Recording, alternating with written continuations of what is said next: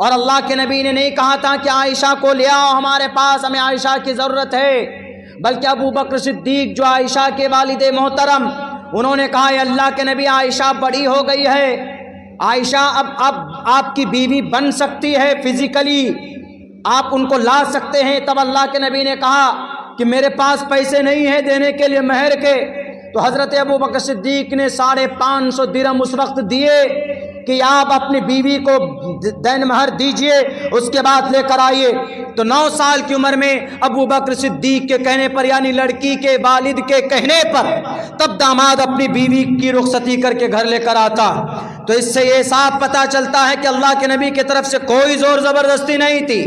लेकिन क्या ऐसा हो सकता है? ऐसा 3100 साल पहले महाभारत में हो चुका। कैसे? त्रिशदशो दश वर्षा भार गोविंदेन नग्निकाम एकविंशति वर्षा वा सप्रा वर्षा वाप्नुयात।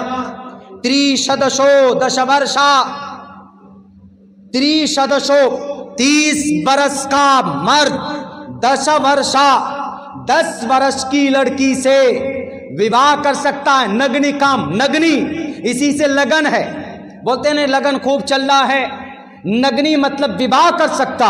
त्रिशदशो दश वर्षा भार्गो, भार्गो मतलब नाबालिग, जिसको अभी महीने का खून ना आया हो उसको भार्गो बोलते हैं संस्कृत में उस बच्ची को। त्रिशदशो दश वर्षा भार्गोविंदे ने नग्नि काम, 30 बरस का लड़का है, 10 बरस की लड़की है, विवाह कर सकता है और नहीं चाहिए। एकविंशति वर्षा, 21 बरस का लड़का, एकविंशति संस्कृत में 21 को एकविंशति बोलते हैं। 1 को एका, 2 को द्वे, 3 को त्रीणी, 4 को चत्वारी, 5 को पंचावती, 6 को षट, 7 को सप्त, 8 को अष्ट, सप्त 7 को बोलते हैं, 8 को अष्ट, 9 को नवा, 10 को दशा, 11 को एकादशा, 12 को द्वेदशा, 13 को त्रियोदशा, 14 को चतुर्दशा, 15 को पंचादशा, 16 को षोडशा, 17 को सप्तादशा, 18 को अष्टोदशा, 19 को नवदशा, 20 को विंशति, 21 को एकविंशति, द्वेविंशति। तो संस्कृत में एक ही लफ्ज आता है एकविंशति 21 के लिए। जैसे अंग्रेजी में लिखेंगे 20 1 21, 2 डालेंगे 1 डालेंगे, अंग्रेजी में और कोई वर्ड नहीं डाल सकते आप इसके। ये भी जो हम दो अदद लिखते हैं ना, 1 2 3 ऐसे 2 3 4, ये भी एक मुस्लिम साइंसदान अल ख्वारज़मी का देन है, जो मुस्लिम साइंसदान गुजरे हैं किसी ज़माने में। हम उधर हिस्ट्री में बात करेंगे तो फिर बड़ी बात लंबी चौड़ी हो जाएगी। बहरकैफ तो क्या लिखा? एकविंशति वर्षा, 21 वर्षा, 21 वर्ष की लड़की, एकविंशति वर्षा, वहाँ सप्रा वर्षा, सप्रा सप्त आया था, 7 को सप्त आया था, षट सप्त, सप्रा वर्षा, 7 बरस की लड़की से 21 बरस का लड़का विवाह करना चाहे तो कर सकता है। किसमें है ये? महाभारत में। यानी 3100 साल पहले, 3000 साल पहले ऐसा रस्म था कि 30 साल की उम्र में शादी होती थी। लड़की 10 साल की उम्र की है, लड़का 21 साल का, लड़की 7 साल की। यहाँ तो अल्लाह के नबी 9 साल की उम्र में रुखसती करके ला। महाभारत में तो है कि 7 20 बरस 21 बरस का लड़का 7 बरस की लड़की से विवाह कर सकता। हमने ये लिख करके भेज दिया। अगर ज्ञान होगा तो फिर झगड़ा नहीं होगा। क्यों? उनको भी पता होगा कि हमारी किताब में ऐसा है। और फिर धार्मिक बात जो बातें होती है वो लड़ने के लिए नहीं होती, चाहे वो मुसलमानों के मुख्तलिफ जो फिरके हैं, मकतबे फ़िक्र हैं, अहले हदीस हैं, बरेलवी हैं और चकरालवी हैं, जमात इस्लामी हैं, तबलीगी जमात हैं, देवबंदी मकतबे फ़िक्र हैं, अलग अलग अकीदे होते हैं। कुछ चीज़ों में लड़ने के लिए नहीं होता। हाँ, अगर किसी को किसी पर रियलिटी पर पहुंचना है तो किताब रखकर सामने विद्वान लोग बैठेंगे, हम और आप नहीं बैठेंगे। इससे नफरत बढ़ती। कुरान में, वेदों में क्या फर्क है? एक अनपढ़ मुसलमान, एक अनपढ़ हिंदू कभी भी इसकी हकीकत तक नहीं पहुंच सकते। कुरान और वैद के ऊपर डिबेट वही करेगा जो कुरान का ज्ञानी होगा, वैद का ज्ञानी। इससे पता चलता है कि माँ बाप का धार्मिक होना जरूरी। माँ बाप शराबी हो, माँ शराब पीती होगी, या माँ फिल्में देखती होगी, या बाप शराबी होगा, चोर होगा, बेईमान होगा, डाकू होगा, तो उसके घर के अंदर मुकम्मल ये उम्मीद की जा सकती है कि उनके औलाद भी उसी नक्श कदम पर चलें। मेरे भाइयों, मेरे साथियों, तो माँ बाप का दीनदार होना भी बहुत जरूरी। बहरे कैफ बात ये चल रही थी कि औवलदिन सालिहिन यदू लहू, मरने से पहले वह इंसान अपनी जिंदगी में अपनी औलाद को नेक बना करके गया है। बेटा है, कुरान की तालीम देकर गया है। बेटा है, नमाज सिखा करके गया है। बेटा है, उसको दीन और शरीयत की बहुत सारी वो जानकारी देकर गया है, जो वो मास्टर भी बन गया तब भी वो फॉलो करता है कि मेरी माँ ने, मेरे बाप ने मुझे ये तालीम दी है। नमाज पढ़ने जाएगा तो नमाज के बाद दुआ में हाथ उठाएगा तो कम से कम माँ बाप के लिए मग़फ़िरत की दुआ ज़रूर करेगा। लेकिन अगर हमने अपने बच्चे को कभी दीनी तरबियत की नहीं, हमने उनकी सही तरबियत नहीं की, दीन का कोई पैगाम, दीन का कोई रुकन उनको नहीं बताया, वो सिर्फ जुआ जानता है, वो सिर्फ शराब पीना जानता है, वो सिर्फ बेईमानी करना जानता है, वो सिर्फ रास्ते में लूटना जानता है, वो सिर्फ झगड़ना जानता है, वो सिर्फ बदतमीजी जानता है, तो फिर ऐसी औलाद का गुनाह भी माँ बाप के सर पर है। कुल्लुकुम राइन व कुल्लुकुम मसऊलुन अन रइयती। मेरे हिंदू भाइयों, मेरे सनातनी भाइयों, आप ये मत सोचिए कि अगर आप खुद अच्छा काम करते हैं तो उसका पुण्य सिर्फ आपको मिल जाएगा। अगर आपकी औलाद की आपने सही तरबियत नहीं की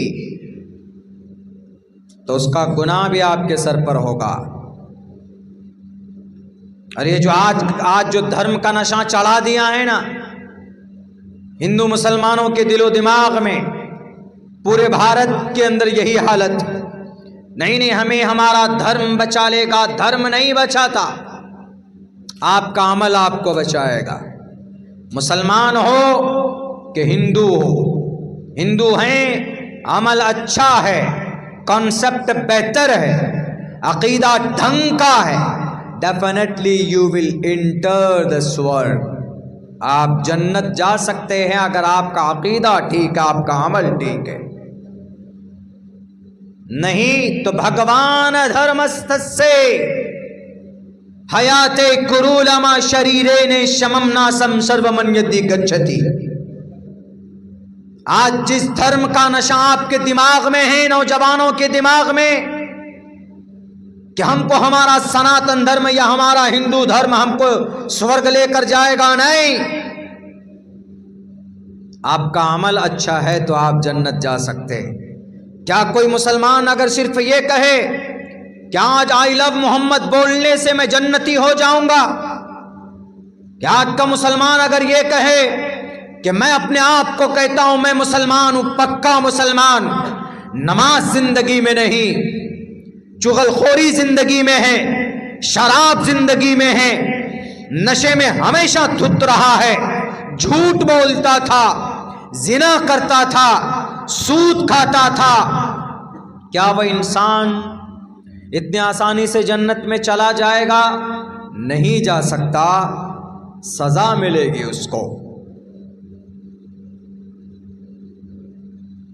इसीलिए हम कहते हैं कि आदमी अमल से बड़ा होता है, आदमी धर्म से बड़ा नहीं होता। मैं सैयद हूं, सपोज दैट, एग्जाम्पल के तौर पर मैं सैयद हूं, बड़ा माना जाता है मज़हब इस्लाम में, कुरैशी हैं, रिस्पेक्ट करते हैं, कह रहे नहीं सैयद बिरादरी से हैं। लेकिन क्या जन्नत में जाने के लिए सिर्फ सैयद बिरादरी से रिलेटेड होना ज़रूरी, ये काफ़ी है? नहीं। जो चीज़ें शरीयत में इम्पोर्टेंट है, ज़रूरी है, उसको करना भी ज़रूरी है, उसको मानना, उसको फॉलो करना ज़रूरी है। हिंदू भाई भी ये ना समझें कि जय श्री राम बोल देने से, गायत्री मंत्र जोर जोर से पढ़ देने से, हनुमान चालीसा पढ़ देने से ईश्वर के प्रिय मित्र बन जाएंगे। नहीं, ईश्वर का प्रिय मित्र कैसे बनना, ईश्वर का उसकी कुर्बत कैसे हासिल होगी कि हेतु ब्रह्म गतिस्तांति सत्संगतिर्दान विचारतोषा।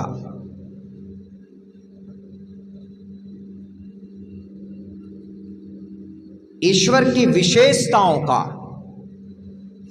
उनकी अच्छी सिफात का जितना हम वर्णन करेंगे, यानी हम ये कह सकते हैं अल्लाह तबारक व ताला की जो सिफाती नाम है, अल्लाह तबारक व ताला का जो हुक्म है, अल्लाह के नबी अलैहिस्सलातु वस्सलाम की जो सुन्नत है, जब तक हम उन पर अमल नहीं करेंगे तो एक मुसलमान सच्चा मुसलमान नहीं बन सकता। ऐसे हिंदू भाइयों, किसी देवी देवता के नाम पर